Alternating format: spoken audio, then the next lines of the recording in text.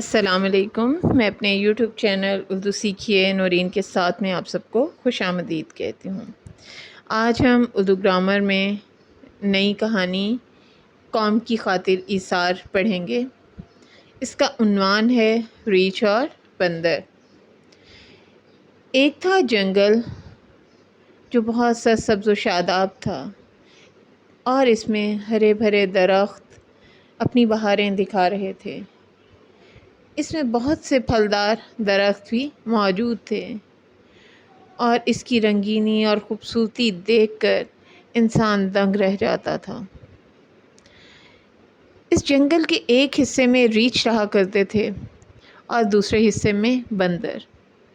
ایک دن ریچھوں کے جی میں آئی کہ کیوں نہ سارے جنگل پر قبضہ کر لیں۔ چنانچہ انہوں نے بندروں پر حملہ کیا اور انہیں مار مار کر بھگا دیا اور سارے جنگل پر قابض ہو گئے۔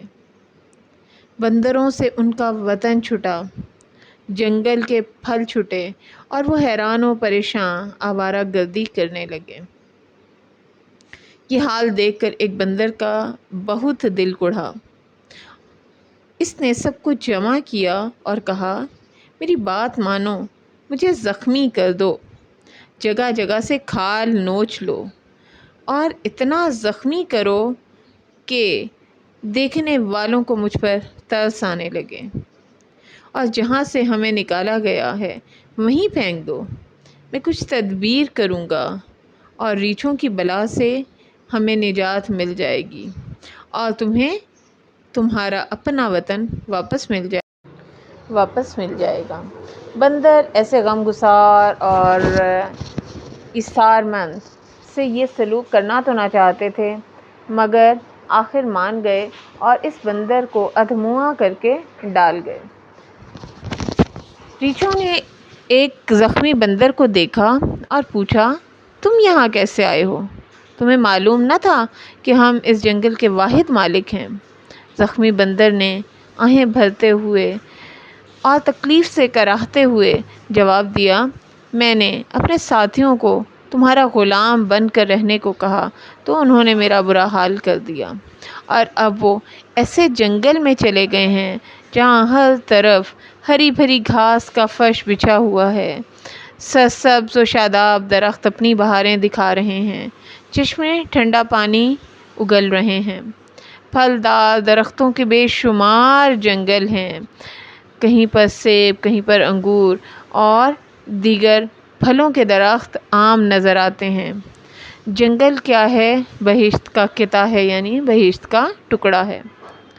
ریچھ ویسے ہی حریص ہوتے ہیں اور انہوں نے کہا، اپنے فائدے کے حصول کے لیے کچھ بھی کرنے کو تیار ہو جاتے ہیں۔